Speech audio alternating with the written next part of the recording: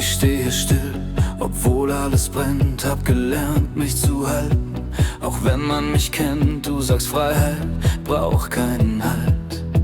Doch mein Herz schlägt langsam nicht kalt.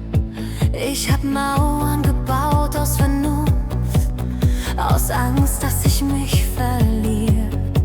Du willst fliegen, willst alles sofort, und ich steh noch hier vor der Tür.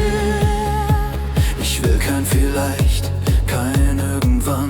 Ich will jetzt fühlen, nicht irgendwann. Du redest von Sicherheit, doch ich nenn das Stillstand, nicht Zeit.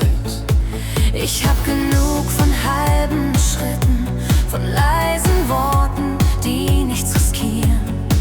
Wenn ich spring, dann ganz oder gar nicht. Ich will leben, nicht funktionieren. Vielleicht hast du recht, vielleicht auch nicht. Vielleicht ist genau das mein Licht. Beide, wenn wir fallen, dann jetzt, nicht später. Zwischen uns Explodiert die Nacht, wenn dein Herz auf meines kracht.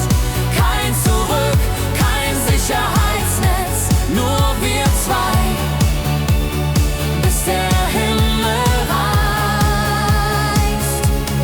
Zwischen uns explodiert die Nacht. Alles, was uns hält, wird schwach. Wenn wir brennen, dann richtig. So fühlt sich Freiheit an.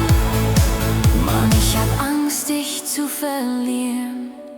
Ich hab Angst, mich zu verlieren.